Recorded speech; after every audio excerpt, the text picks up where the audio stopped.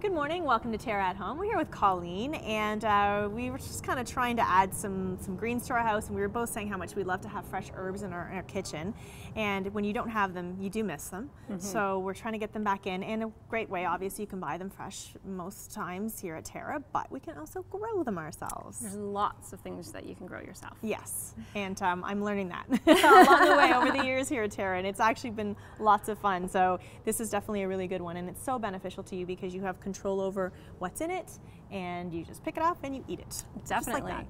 So one of the things, as you already mentioned, were the herbs, and it's great that we can buy a great selection of herbs year-round, potted, Yes. so that you can continually harvest it. However, sometimes you want to know that they're organic, or that you know what you're putting into them as well. So you can start either in little peat pots like this. Yep. Or in some of the larger pots, and you can have individual seeds, or you can, I've talked about these before, little seed mats. These Absolutely are awesome. love these. And that's the thing, so this is the time of year where we can really start some of our seeds, right? And we're talking all kinds of different vegetables, right? Get a go on it. Definitely. Right? And especially when you're talking about things that you're going to be putting into your body, you have total control of what goes into this. That's pretty cool when you think about that, you know, because nowadays we are so concerned with all, you know, GMOs and da-da-da-da, right? Exactly, So, and you can get the organic soil, organic seeds, and so everything can be totally organic. Yeah, okay. So when you're thinking about what to start inside, not everything needs to be started inside. So things that are fast growing, like your peas, your spinaches, things like that, they can be direct sown outdoors as soon as you can work the soil, particularly the peas and the spinach. They don't mind a little bit of cold. They like it actually a little bit cooler. They're what's called a cold crop. Okay. So plant them in May, like first as soon as you can get them in the ground. Okay. Things that you want to look at on the back of your seed packages, they'll be too small for the cameras, but it'll tell you how many days till harvest. So the longer the days, the more you're probably going to want to start them inside. So like something like the gigantic pumpkin here, which you do need a little bit of space, I admit, that you have to grow it, but Just a little. it's fun. You're like living in a 120 small dwelling pound, and you've got this giant pumpkin growing next to your neighbors. But they're fun if you have a little bit of space, not a container one. But this is 120 days to harvest. Yeah, so you got to do the math on that. That's quite a while. That's a while. Where something like a Swiss chard is more like 60 days. So that's like 2 months from the time you plant the seed until the time you can start to eat it. Okay. So things like your pumpkins, sweet corn is kind of a marginal one. Yes. It's 60 days, but it can be more. And same thing with some of the cantaloupes and the melons. They're about 70 to 80 days usually. So those ones, basically 65 and over, you may want to consider starting them inside. Okay. And because you have to look at our season, right? Exactly. You have to look at, you know, where we're getting the most heat and the proper conditions for that, so you may have to get a little bit of a head start. Yes, and particularly with some of these, I've found personally that planting them in these little peat pots are perfect, because then you just plant the whole pot into the garden. Yes, because these just break right down, right? Yes, so. they're cocoa fiber, so the roots will actually start growing right through these, and the moisture gets in, the roots get out, and everything's established. So great. Because there are some plants, particularly some of the larger plants like that, and some of the root vegetables that don't like to be transplanted too much. So by doing this way, you're not disturbing the root system when you're putting it into the ground, when you're putting it either into a larger container outside or into your garden. Sometimes you can be a little bit too rough on the roots and you can really do some damage. Okay. So you just want to be careful of that, but there are tons of different things to do, no matter what size of garden. If you're going to be planting edibles inside, like an enclosed patio or something like that, we have a whole selection of like dwarf varieties here, so you can grow strawberries, dwarf beans, zucchinis in a container. And they are very successful. I grew cucumbers for the first time in a container on the deck, just for fun for the kids. And got cucumbers off of them. Of course you did, because you're Colleen.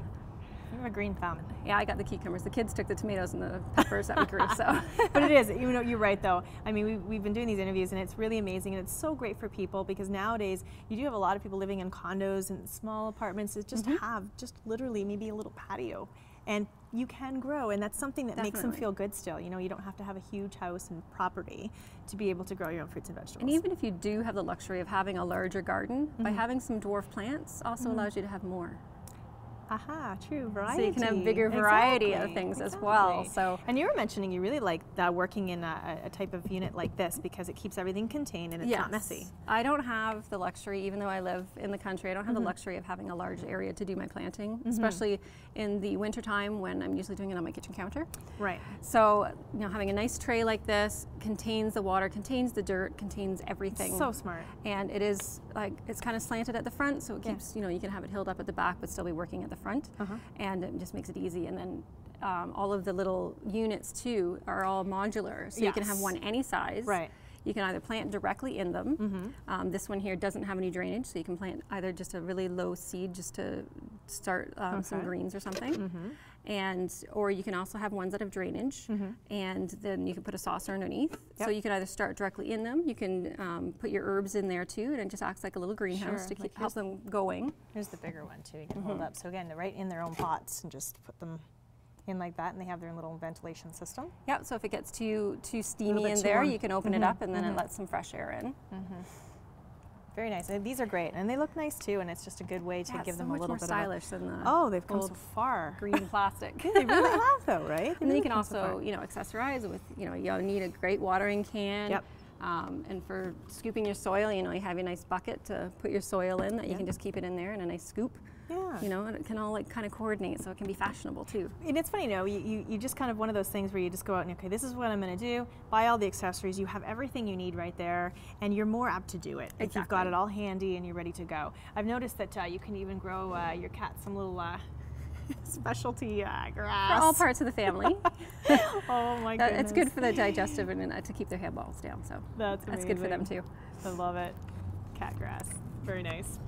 Very nice. Starting seeds indoors is not kept to edibles as well. There's lots of different things that you can grow, different flower varieties that you might not find elsewhere. So you can get lots of different varieties in a seed pack, because obviously it doesn't take up as much space in a seed than it does on somebody's bench in a greenhouse. So you get some really neat So you can get varieties. a really good head start and some really cool flowers and make all your neighbors jealous, right? Exactly. We have some beautiful varieties that we're looking at, but again, I mean, when you come into the store, eventually we have so many seeds out, right? Yes. It's almost overwhelming. It's like, but you guys are it's great. fun. Like, you can try ask something questions and just, what do you need, right? And as you're saying, you know, in the past we've talked about the fact that you like to mix it up each year. You love your certain ones that you have in your garden, but people who have, you know, perennials, they love to just kind of mix it up. And I'm going to move this over here. I'm going to take this out, add something new, and you guys always. Perennials are great to start inside too, because they are a longer season plant to get going. So starting those indoors as well. And I always like starting stuff indoors with the kids too. So marigolds are, you know, perennial, like not perennial, but a really good favorite, as well as nasturtiums. And both of these are good for kids because they grow relatively quickly, easy to maintain. And the nice thing about the nasturtium seeds here, you can see the size of them. Oh yeah, look so they're easy nice for little fingers to pick up. They can actually see them, because you think about how tiny some seeds are. Yep. And so think about how great this is for a little one to be putting these in. And as you say, for you know, kids, we don't even know what day it is the week sometimes when you're a child. So for this, you see them growing quickly and little satisfaction, weekend activity. Yeah. Well, thank you, Colleen. Always good stuff to do. Let's get this started. We're bringing spring and summer as fast as we can. Thank you. We'll be back with more TERRA at Home. When I dream in color. When I think of color, I think of TERRA.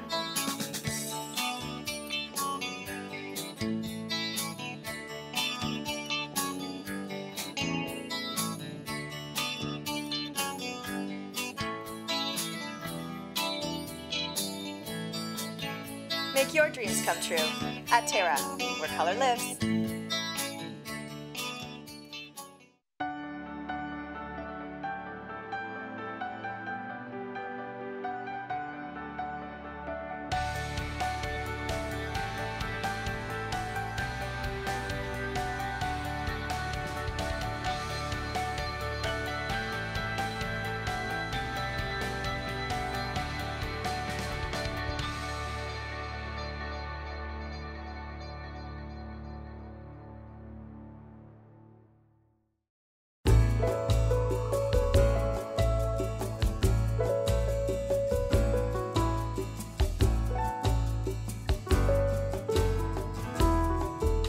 Heritage perennials. Look for us in the blue pots.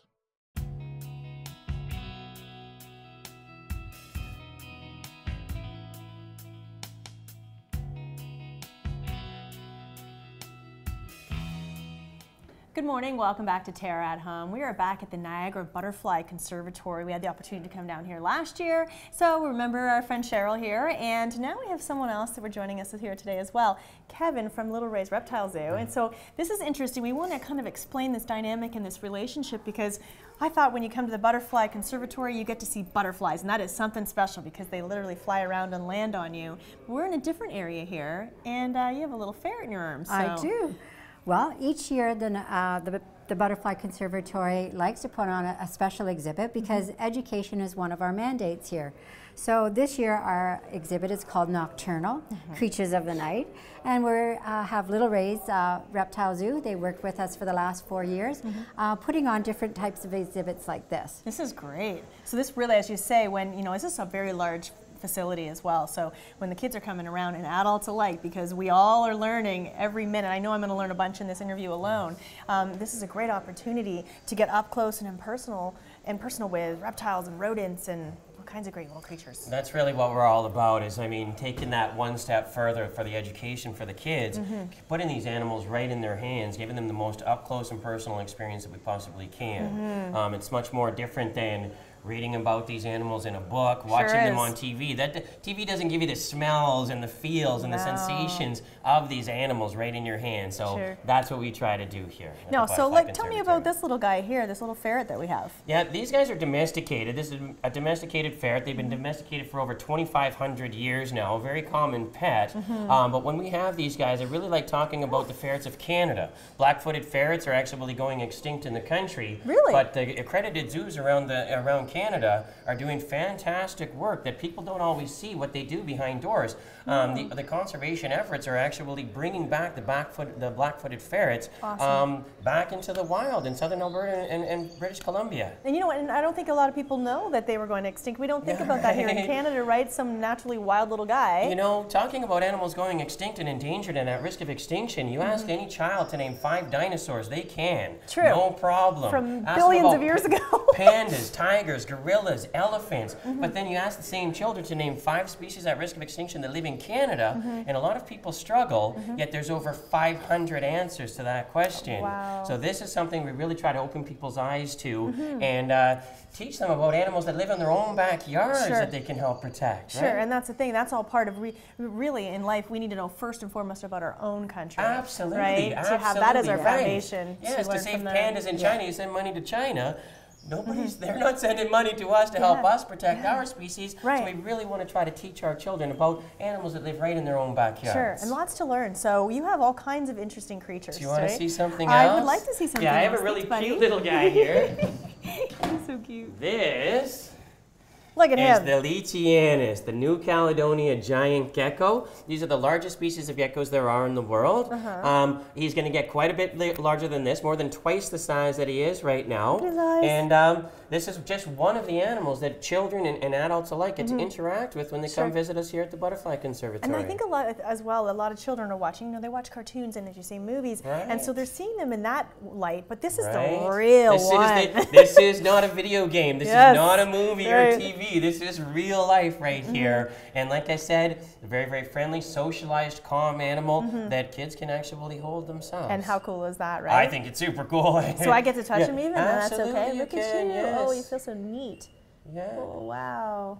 What a great little guy. And again, this experience for a child is just amazing. If adult, it's amazing. All right, what else do you have? You want to see something else cute? It's fun. You know, I have a little baby here that's actually super cute. He promises everything's cute. Right? Everything is cute. So? Everything is really As a wildlife cute. educator, I mean, I see a lot of animals as cute, even like tarantulas, little cute tarantulas, right? Oh, But I mean, who can say this guy is not cute? He is cute. Now, this guy's about maybe a year old or so, maybe a year and a half, a little hatchling.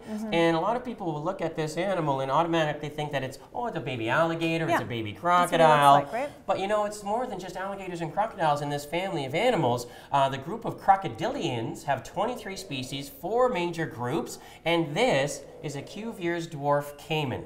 So not an alligator, not a true crocodile. Caimans, there are their own species of crocodilian, all in South America, 6 different types, and the Cuvier's dwarf caiman is the smallest of all 23 species of crocodilian in the world. Wow. He's just a little baby right now, but full grown, maybe 30 pounds or so, 3 feet. 4 feet would be a big one. Okay. So nothing like a Nile crocodile or a saltwater. Like, oh my goodness, nothing like that. They stay cute and little like this. He is cute. But once again, another animal people get to interact with here in And that's the Niagara thing, and Parks. some people wouldn't even know he exists, right? People hear Right, about oh my geckos, gosh. but that guy... So many people don't even know, have never even heard of a caiman before. No, just you're right. alligators, crocodiles. But Right. crocodiles, 14 different types of crocodile in the world. And that's the thing, and the kids can go back, and it's amazing because we know kids absorb way more information than we do. Oh, they're like little That's right. sponges, Right? for That's sure right. So they they'll do. put that in there, and they'll just close the Yeah. vault. And I mean, again, he looks so prehistoric. It's hard to imagine They he's really even are. real, And I mean, right? they go back to the time of the dinosaurs, although Yeah. the crocodilians did survive the Ice Age when the dinosaurs and the pterosaurs Tougher than didn't us. really Maybe we make could it. learn some You things want to from see what him. he feels I like? do, Yeah. actually. Their backs are very, Oh, very wow. hard. These hard bony plates, osteoderm, Oh, neat. and kind of softer on his side.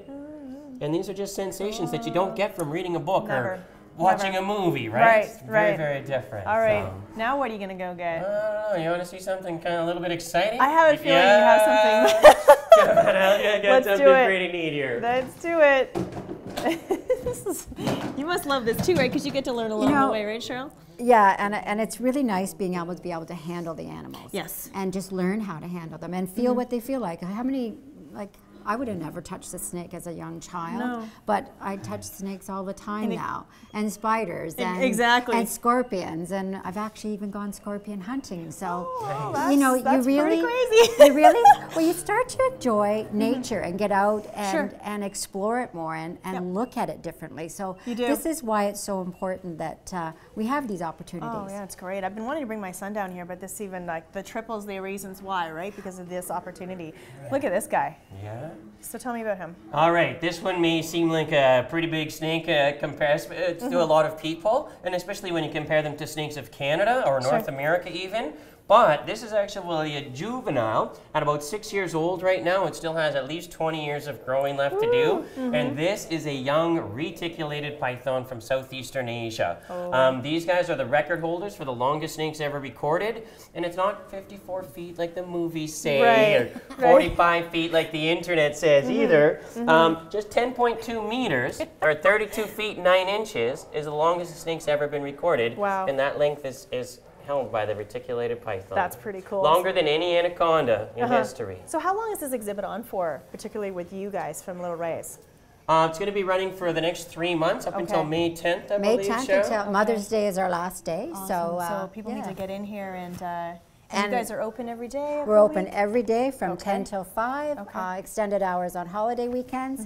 And I mean, it's a great place to come to get out of the cold. It really is, because it's particularly with the butterflies. It's nice and tropical in there. Yeah. Great spot Yeah, to be. really, Thank you a so much to you, world-class Kevin. facility. Thank you so You're much to you, most Cheryl. welcome. The My Niagara pleasure. Butterfly Conservatory. Lots to see and do for the whole family. We'll be back with more Terra at Home. When I dream in color.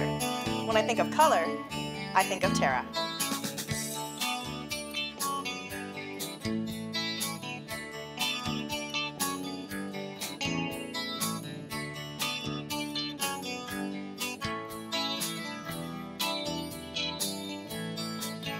Make your dreams come true at Terra, where color lives. You've sat under them and built forts in them. You've swung from them and fell out of them. You've even fallen in love under them. Trees have always held a special place in our hearts and memories. A natural beauty, trees will grow with you and your family and bring color and nature into your world. For your assurance of quality, look for trees and shrubs with the Medallion plant tag. Medallion plants, locally grown, the pride of Niagara.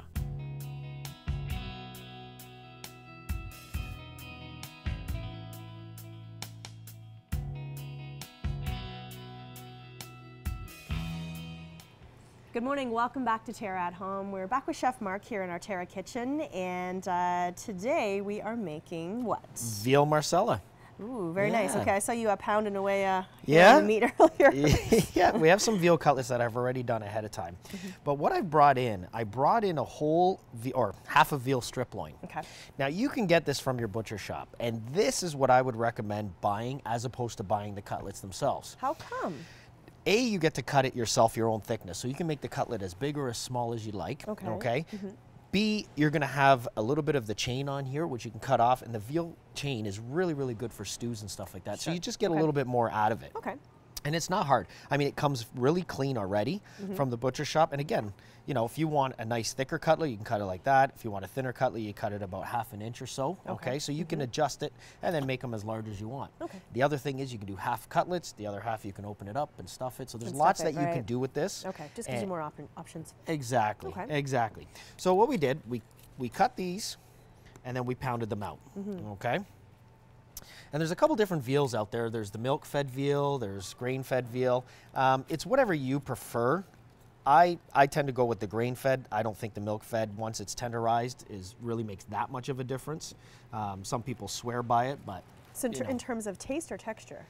Texture. It's a little bit softer. Okay. The milk will be a little bit softer, but like I said, once you pound these out and tenderize them, they're about the same. Okay. So what we're going to do is we're going to take these and we're going to salt and pepper them. We're going to do both sides like this. And I'm doing this ahead of time. I'm not doing it, you know, a lot of people will season the flour, which you can do as well. Right. But you got to keep in mind, a lot of that's not going to stick to the meat. Okay, because I was just thinking that, as I know some people do that. So, yeah. So make sure, because again, as we know, meat doesn't really have a whole lot of flavor until you do add your salt. Until you do something with it. That's right. So then we have some flour, and it's just straight up all-purpose flour. And while that's going, before I flour that, I'm going to add a little bit of canola oil to the pan. And then we're going to flour our veal. Now you want this nice and hot, but the beauty about veal is it doesn't take long to cook. Okay. Especially when it's cut, when it's been pounded out that thinly. Right? Yeah, when you've turned it into scallopini, it doesn't take long at all. So we're going to flour these, and then once we have them floured, what I'm going to do is I'm going to add some red onions that I have sliced. Okay. So I have some red onions here. Because that's the thing, when I'm looking here, you don't have a lot of ingredients, right? So it's very straightforward and simple flavors. It's a very, very simple dish to do. Now, the only thing I didn't bring, which a lot of people will add from time to time, is mushrooms. A lot of people like mushrooms in their marsala. That works well in the dish. I do mine a little bit differently. I do it with red onions, and then to get that savory texture and feeling, what we have here is mascarpone cheese. So I use mascarpone and then make the Veal Marsala out of the mascarpone with the Marsala wine and some cream. Cool. So it gives a real nice creamy texture, gives it the richness, and that's what you would get out of those mushrooms, is that richness and that depth. Right, okay. So we're going to saute the onions. We're going to throw a little bit of salt, a little bit of pepper. And again, what's nice about this too, really, really quick. You can do it in one pan. You don't have to dirty a lot of dishes and stuff like that. Nice, isn't it? Exactly. You know, you get your pasta water going, you put pasta down, one pan here, your one pan, one pot, and the whole thing is done. Very good. So. Especially if you're a long day at work, you come home and you want to make something homemade, and this, I mean, this seems like there's a lot of effort's gone into it. Great sit-down dinner, but you don't want to have to clean too many pans. Exactly. It's quick, you know, and that's the beauty about it. So we'll saute those, and we're going to get them nice and brown. Then what I'm going to do is I'm actually going to put them back onto the plate that eventually I'll serve them in, and we're going to throw those back in with the wine. Okay. But again, this is just a simple way of keeping it down to one pan. You could do the onions in a separate pan if you wanted to, but why dirty if you have to wash the dishes? Especially if you don't have dishwashers. Especially if you don't have dishwashers. Right, you don't have those people coming in and doing it for you. That's right. So we'll throw in some more canola, and we're going to let that heat up. Get that last little onion out of there. And now we're going to fry up our veal. There we go. Now, do you have generally have a scallopini on your menu at the restaurant? We do a couple different scallopinis. From time to time, I'll do the Marsala. We also do it as a piccata, and then sometimes we just do the scallopini cut, and then we do it as a roulade. We'll roll it, and then braise it, or even just do it very quickly in the oven. We have one now on the menu called involtini, and what it is we have a stuffing inside, which is called soffritto in Italian, which is basically your mirepoix, your carrots, your onions, celery. We add a little bit of sun-dried tomatoes in there, put that inside the veal, and then roll it. And again, we know the flavoring that comes from that. Again, such simple ingredients, but for some reason, that combination. That combo just is the base just for pops. so many things, right? That's right. So we're going to add a touch more salt, a little bit more pepper, and then as soon as I flip this onto the second side, that's when I'm going to add a little bit of garlic. I don't want to add it in too early because you don't want it to burn. And then we're going to add in our spoon of mascarpone, and then we're going to flare it up with some Marsala wine. Nice. Now, there's a couple Marsala wines out there. Okay. There is a sweet Marsala called Cremovo, and then there's the dry Marsala. The dry Marsala is the one that you would normally drink as an aperitif. Right. And the sweet one is the one you would use for tiramisu. Okay? Right. So what I have here is a combination of both. We have the dry and the sweet in here. Okay, so But you combine them. We combine them. Okay. But what we do is we do 3/4 dry, 1/4 sweet. Because if you do it even mixture, you're going to find it a little bit too sweet. Too sweet. Especially considering you're adding mascarpone, which has a little bit of sugar content. Okay, I was to just it. thinking that because sometimes, yeah, you mean that's okay with meat, but you don't want to get too. You don't want it too sweet. Too You don't want it sweet. sugary. Right. Exactly. You know, it's not supposed to taste like dessert. There we go. So now we're going to add a little bit of garlic to this. Okay. And you know what? I'm going to add a touch more oil. And you can adjust the oil as you go along like I did there. If you find that it's a little bit too dry and you're not getting that frying, add a little bit more because the flour will dry it out. Right. Okay, you can see this one piece over here, no oil got to it. So Right. just adjust it accordingly. Okay. Now, we're going to take our mascarpone, and it's thick. Yeah. All right, so we're going to go to break, but you're basically going to kind of get that all blended in and melted through. And And then we'll come back, we'll throw in the Marsala wine and finish her off. sounds good. All right, we'll be right back. When I dream in color. When I think of color, I think of TERRA.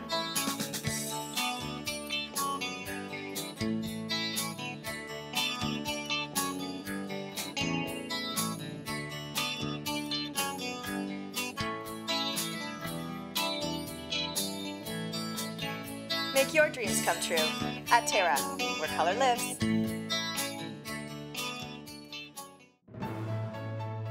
I am a truth seeker. A storyteller. A dedicated volunteer. I am a caring neighbor. A customer's best friend. And a client advocate. I am a survivor. A social media junkie. A proud father of 4 and problem solver. I am the Hamilton Spectator. I am the Hamilton Spectator. I am the Hamilton Spectator. I am. We are the Hamilton Spectator.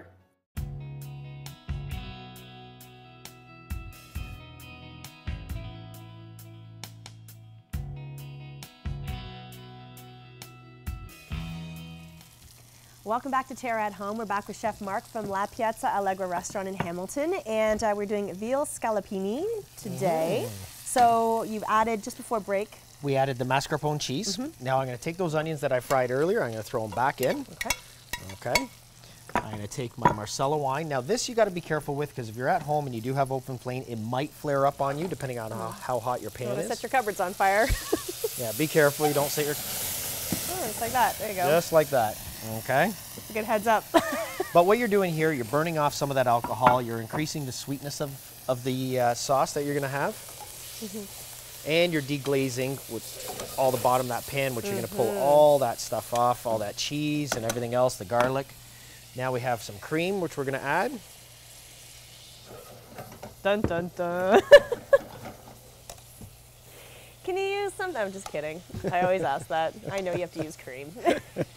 It's 18%. There's not a lot of high acidity in this one. Okay. So because you don't have high acidity, you're down to 18. It's not like it's I'm 35. just bugging you. And all I'm doing is I'm incorporating that Marsala with that cream. You that don't looks really need it to awesome. cook for a long period of time. Okay. Again, very straightforward recipe. Just want to remind everybody at home that you can find this recipe on our website, terragreenhouses.com. And again, you know, so many of us have tried this dish before, but as you say, there's so many different takes on it. But I like your idea of it. It's very straightforward. Mascarpone cheese sounds like it's going to be awesome in there. Oh, yeah. Look at that. That looks great. Nice and savory. You do it with a nice al olio pasta. Beautiful. And away you go. Nice for this time of year, isn't it? It is. Also a reminder as well, our TERRA at Home Winter Market is still on until 3 o'clock today at our Milton location, so something to go check out after. Pick up some of your ingredients perhaps for this dish tonight. Thanks so much, Chef Mark. You're the best. Thank you. Looks really good. Have yourself an awesome weekend.